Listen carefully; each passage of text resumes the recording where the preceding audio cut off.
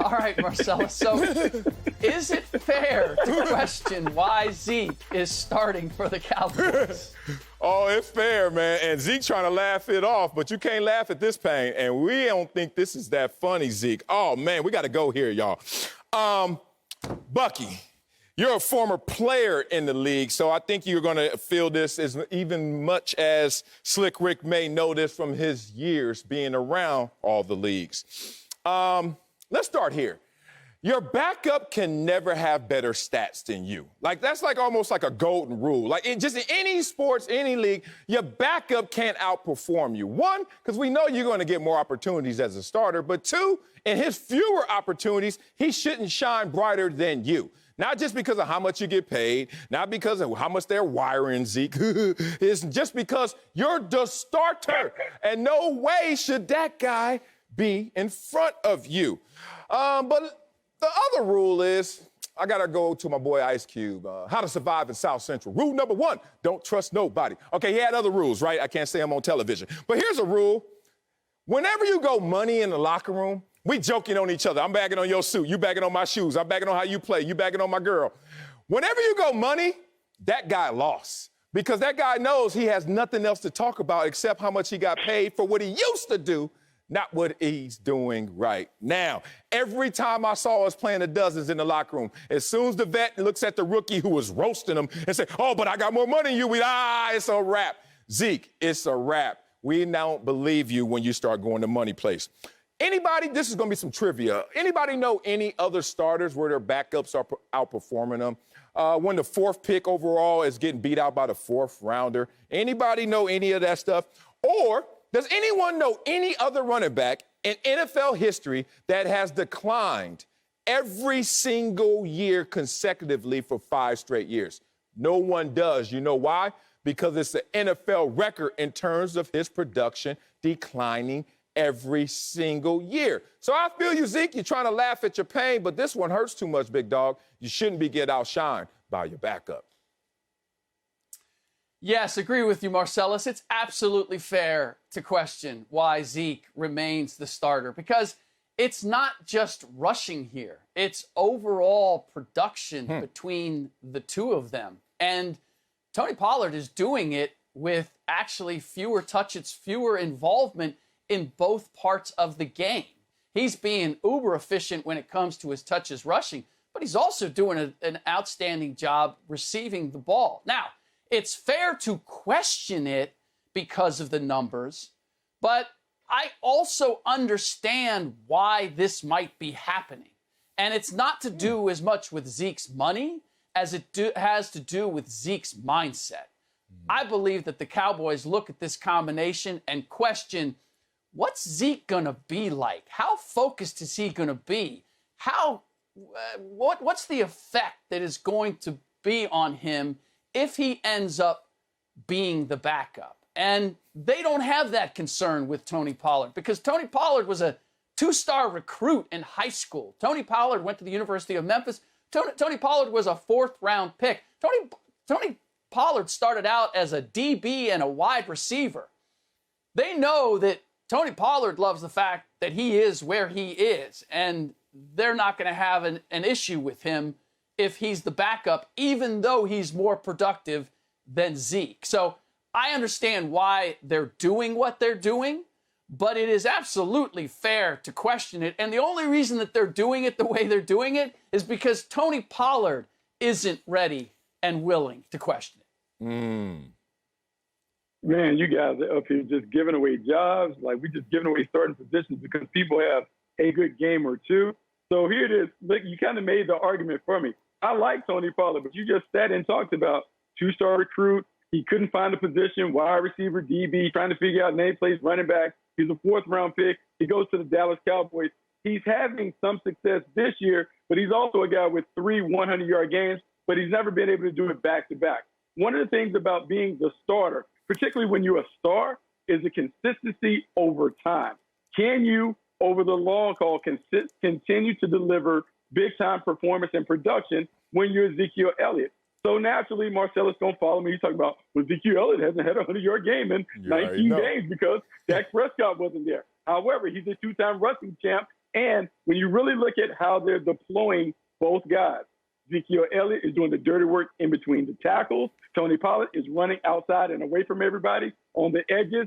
And it's working because it's complementary ball in a backfield situation. So, no, you don't give away Ezekiel Elliott's job. You continue to use Tony Pollard as a complement, a change of pace. Because remember, this is a longer season. And since Marcellus like to reference rappers, it's a marathon, homie, like Nip would say.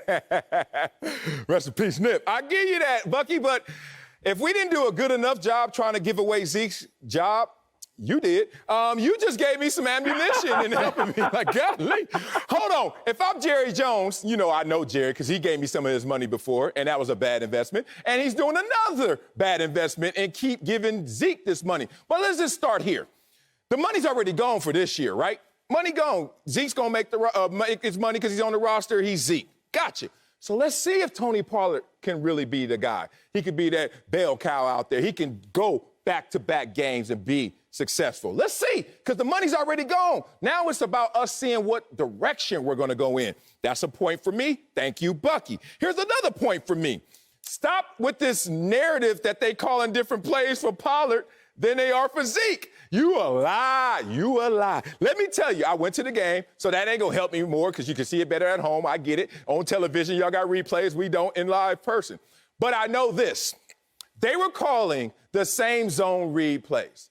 And you know the difference? Because I played running back, Bucky. Even my senior year in college, I was a damn D1 running back. It's your boy. Here we go. They call zone plays and zone reads. When you trust your blocking, when you trust your skills, when you still have that burst, you stay front side. And that's what Tony Pollard does. He stays front side and he bounces out. You know what Zeke does? And y'all can watch it because I know as soon as I say it, y'all be like, damn, he right. Zeke gets the ball, one cut, always cut back, and then attacks 3 yards in a cloud of dust. That's what's happening. You know why? He doesn't trust the blocking, even though it's there. But more importantly, he doesn't trust his skill set right now for whatever reason. Tony Pollard is the one that is the hungrier running back. Zeke always saying, feed me, feed me. Why feed you? Pollard looks hungrier than you. We need to feed the guy who wants the ball and who's going to actually do something with the ball. So, Bucky, here's my last little supporting stat of all the ammunition you gave me. With 8 or more in the box, a lot of people come up to me, especially those drunk people at the game, hey, man, Pollard should be starting. And I know he should, but that's not how it goes. 8 or more defenders in the box, because all the Zeke lovers out there is like, oh, they stack the box when they see Zeke. Zeke had the box stacked 18% of the time. Tony Pollard had the box stacked 16% of the time. Well, y'all stop. They calling the same plays.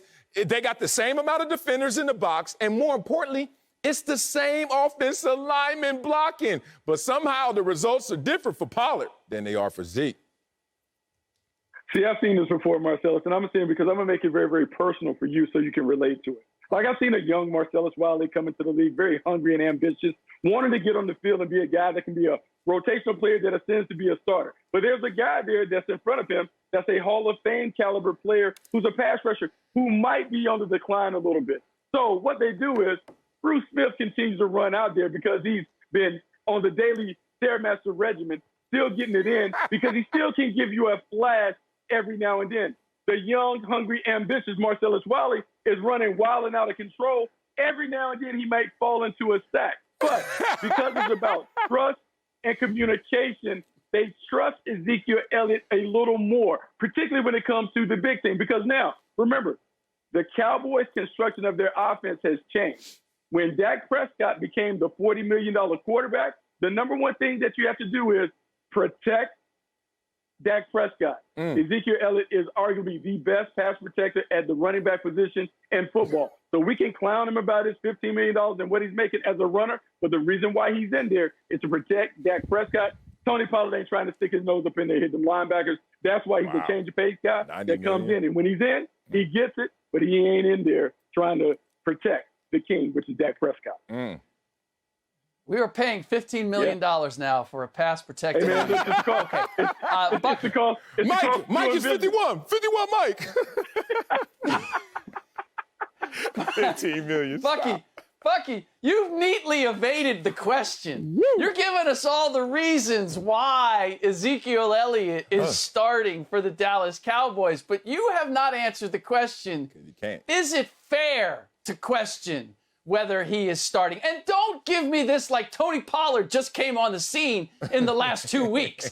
It's not as if Tony Pollard wasn't good last year, arguably the better, maybe not even arguably, definitively the better running back last year. So this idea that this is, well, you know, it's early and we don't know what we're going to get from Tony Pollard, I'm going to push back on that. I understand why they're doing it, I believe, and it is the mentality of Zeke. I don't, out there laughing about the $15 million like I don't have a care in the world, that concerns me a little bit. Like, dog, you're getting outperformed by your backup. You shouldn't be laughing about, hey, the check shows up every 2 weeks. I would like to see a guy who's, hey, I need to do more in order to demonstrate. But there's a reason they're paying me, and I'm going to show you. Man, you guys are acting like this is a dance team, but Zeke and Tony Pollard are having a dance-off. It's a team sport. I looked at the game against the Chargers. They ran for almost 200 rushing yards because they collectively took turns pounding the interior of that defense. Why can't we celebrate the fact that they have two good running backs that are really giving people problems, and that is what the coaches determine? Hey, you know what? Rather than give Zeke all of these carries, why don't we take a page from the NBA and do a little load management for our star players? So down the stretch, when we revisit this conversation in week 12, 13, and 14, when Zeke is fresh and running through defenses, it's because they didn't burn up all his calories at the first part of the year. They saved him to when you really need him down the stretch. Bucky, what? Like, I'm not saying that Tony Pollard should get all the carries. I'm just saying you can split the load and have Zeke coming off the bench and split the load. Oh, that's so disrespectful. Why? Wouldn't that keep Zeke? Wouldn't that actually keep Zeke more fresh? I mean, he is carrying the bulk, right? He is. He has the bulk. So if we're going to keep him fresh for later, I'm not sure why we're keeping him fresh, but if we're going to keep him fresh for later, it would make more sense that he would have fewer carries and we'd bring him off the bench. I don't know. That's just how my thinking goes. But Buck, you might have a different approach to this. I feel like I'm watching a press conference at OKC, and Zeke is Carmelo Anthony, and y'all are like, hey, man, are y'all going to be a six-man? And he turns to Paul George and is like, hey, P, they talking about me being a six-man. Zeke Elliott is not coming off the bench. He's not coming off the bench. He's either starting or you cut him. You don't use Zeke Elliott off the bench. That's the only way you go Cam Newton? No. Don't do a Cam on him, man. That's what I was saying. See, Cam over there doing videos at high schools with his daddy talking about, they ain't have to cut me. I'm good. They felt uncomfortable. Not me. I'm good being a backup. Let me get that check. Don't do that to Zeke. Zeke is not a backup in our league, but right now he's not a starter on the Cowboys. I don't know what the hell else to say about this. Look, he's right now on pace to have a career low in rushing yards per game. And his rushing average. Come on, man. 4 of the last 5 games, forget 100 yards. We haven't seen Zeke get over 75 yards. Man, this is a new low standard for a $15 million a year running back who can pass protect. Man, you better get out my face. Get out of here. You know what's so funny about this, Bucky? Because you know, Slick, you know. There are no coincidences when it comes to personnel and when it comes to the rotation of a lineup. So I remember the days when, like Bucky, you said, man, I wouldn't come out the game for any situation. Wiley got it. We don't care. We'll take 50% of Wiley versus his backup. But then it got to a point where they'd be like, hey, Wiley, no, chill, dog, chill. We're going to go let the young pup get a rep or 2 right now. That wasn't by coincidence. This is also not by coincidence. Week 1, Tony Pollard, 7 touches. Week 2, Tony Pollard, 16 touches. Ain't no coincidences, man. They trying to leak it to Zeke, the news. And it's going to be breaking news because it's going to break his heart that Zeke, you're going to find yourself getting fewer touches. Even though you're out there for the ceremonial first play of the game, you're the starter. Who's going to get all these touches? Finally, Bucky, I got to do this because you try to come at me and Bruce Smith. First of all, Bruce Smith is Pops. Bruce Smith is the greatest defensive end all time, #1 in sacks all time, and #1 in tackles all time for all defensive linemen. Y'all didn't know that. Here we go, though. They made a good decision, not mistake, on letting Bruce go, even though I thought it was a dumb decision. Let me give it to you like this. I come into the league rookie year. Bruce had 14 sacks my rookie year. I had donut. Second year, I had 3.5. Bruce had 10. Third year, I had 5. Bruce had 7. Now, you know what they did? They started looking at how much is Bruce making and how much is Marcellus making on that rookie deal. And then they came to a calculation. We gonna let the greatest DN ever, that's more than Zeke at the running back position, ever go because of the finances, and let that young pup go because that young pup is doing okay, comparable. Next year, I got 10.5 sacks. Good investment for the Buffalo Bills, but it was a hard decision. I thought it was a dumb decision, but they did the hard thing. Dallas Cowboys, Jerry Jones right now, y'all got a tough choice as well. You got a young, cheap pup who is doing better than the expensive pass protector. I don't know, Jerry Jones. I thought you were smarter with your money, but then again, you did give me a contract, huh, Buck? I mean, I'm just saying, like, that's a nice story, and I appreciate all that. It took you 4 years to overtake Bruce Smith in doing that. So what I'm saying, I think Tony Pollard is in year 3. So we got another year before Tony Pollard can get what you got, and which is being grandfathered into the program. No, Bucky, I didn't outperform Bruce before. Pollard's already outperforming Zeke. So if that was going to be analogous, it's about when you outperform the starter. I didn't outperform Bruce until Bruce was gone. This situation, he already outperformed him. And making $850,000 at it, boy, stop.